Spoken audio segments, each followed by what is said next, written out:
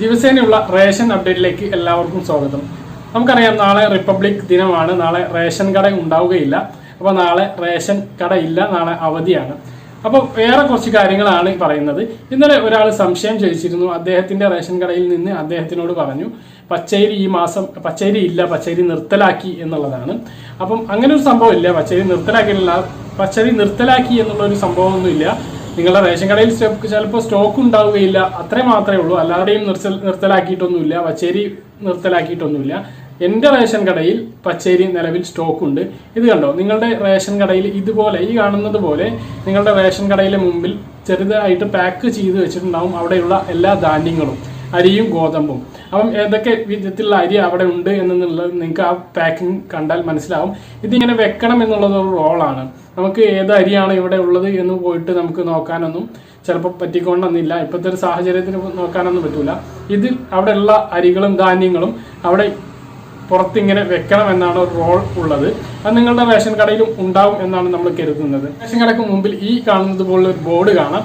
ഇതും ഇങ്ങനെ എഴുതണം. അവിടെയുള്ള സ്റ്റോക്കുകളെല്ലാം അതിൽ എഴുതി വെക്കണം. അപ്പോൾ നിങ്ങൾക്ക് അറിയാം അവിടെ എന്തെല്ലാം സാധനങ്ങൾ ഉണ്ട് എന്നുള്ളത്.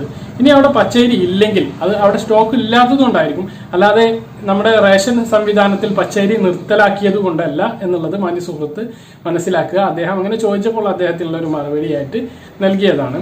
അപ്പോൾ വേറൊരു കാര്യം പറയാനുള്ളത്, ഇന്നലെ മറ്റൊരാൾ ചോദിച്ചിരുന്നു ഈ റേഷൻ കാർഡിനെ അപേക്ഷിച്ച് വെള്ളക്കാർഡാണ് ലഭിച്ചത്, അദ്ദേഹത്തിന് വീടില്ല, വിധവയാണ് എന്നൊക്കെ പറഞ്ഞു. അപ്പോൾ ഇനി എന്താണ് വഴി? അപ്പോൾ നിങ്ങൾക്കൊരു വഴിയേ ഉള്ളൂ. നിങ്ങൾ BPL ലിസ്റ്റിലേക്ക് ഉൾപ്പെടാൻ വേണ്ടിയിട്ട് അപേക്ഷ വെക്കാം. നിങ്ങൾക്ക് സാധ്യമായിട്ടുള്ള സർട്ടിഫിക്കറ്റുകളൊക്കെ, നിങ്ങൾ വിധവയാണ് എന്ന് തെളിയിക്കുന്ന സർട്ടിഫിക്കറ്റൊക്കെ അതിൽ വെച്ച് നിങ്ങൾക്ക് നേരിട്ട് സിവിൽ സപ്ലൈസ് ഓഫീസിൽ അപേക്ഷ വെക്കാം. ഇത് ഓൺലൈനായിട്ട് ചെയ്യാൻ കഴിയുകയില്ല. അക്ഷയ സെന്റർ വഴിയോ അല്ലെങ്കിൽ CSC സേവാ കേന്ദ്രങ്ങളിൽ പോയാലൊന്നും ഈ BPL ലിസ്റ്റിലേക്ക് ഉൾപ്പെടാനുള്ള അപേക്ഷ വെക്കാൻ കഴിയില്ല. ഇത് നേരിട്ട് തന്നെ അപേക്ഷിക്കേണ്ടതുണ്ട്. അങ്ങനെ അപേക്ഷിച്ച് വെച്ച് നിങ്ങൾക്ക് ഒരു അവസരം വരും. ഇനി പുതിയ BPL ലിസ്റ്റ് പുനഃപ്രസിദ്ധീകരിക്കുമ്പോൾ നിങ്ങൾക്ക് അതിനൊരു അവസരം വരും. അപ്പോൾ നിങ്ങൾ അതിൽ ഉൾപ്പെടുന്നതാണ്. ഒരുപാട് അനർഹരെ കണ്ടെത്തി ഇപ്പോൾ പുറത്താക്കുന്ന നടപടികളൊക്കെ തുടങ്ങുകയാണ്. അപ്പോൾ പുതിയ ആളുകൾക്ക് BPL ലിസ്റ്റിൽ അവകാശപ്പെട്ട ആളുകൾക്ക് ഉൾപ്പെടാനുള്ള അവസരം ഉണ്ടാവും. ആ സമയത്ത് നിങ്ങൾ BPL ലിസ്റ്റിൽ ഉൾപ്പെടാനുള്ള അർഹത നിങ്ങൾക്കുണ്ടെങ്കിൽ തീർച്ചയായിട്ടും നിങ്ങൾ ലിസ്റ്റിൽ ഉൾപ്പെടും എന്ന് തന്നെയാണ് നമ്മുടെ പ്രതീക്ഷ. നിങ്ങൾ ചെയ്യേണ്ടത്, നിങ്ങൾ കൃത്യമായിട്ടുള്ള അപേക്ഷ കൊടുക്കുക. നിങ്ങളുടെ അവസ്ഥകൾ മനസ്സിലാക്കുന്ന വിധത്തിലുള്ള ഫോമുകളൊക്കെ അതിൽ ഉൾപ്പെടുത്താൻ വേണ്ടിയിട്ട് ശ്രമിക്കുക. അപ്പം അതാണ് ആ കാര്യത്തിൽ പറയാനുള്ളത്. പിന്നെ നാളെ റിപ്പബ്ലിക് ദിനമായതുകൊണ്ട് റേഷൻ കാർഡ് അവധിയാണ്. പിന്നെ അപ്പോൾ അതിനെക്കുറിച്ചിട്ടൊന്നും പറയാനില്ല. ഇപ്പോൾ വിതരണം ചെയ്തുകൊണ്ടിരിക്കുന്നത് മഞ്ഞ കാർഡുകാർക്കുള്ള കിറ്റാണ്. അപ്പം അത് കഴിഞ്ഞാലായിരിക്കും പിങ്ക് കളർ കാർഡുകാർക്കുള്ള കിറ്റ്. അത് ഏതാ ഡേറ്റ് എന്നൊന്നും പറഞ്ഞിട്ടില്ല. അപ്പോൾ ഇത്രയൊക്കെയാണ് ഈ ഒരു വീഡിയോയിൽ പറയാനുള്ളത്. പറഞ്ഞ കാര്യങ്ങളെല്ലാം വ്യക്തമായിട്ട് മനസ്സിലാക്കാൻ വരുന്നു.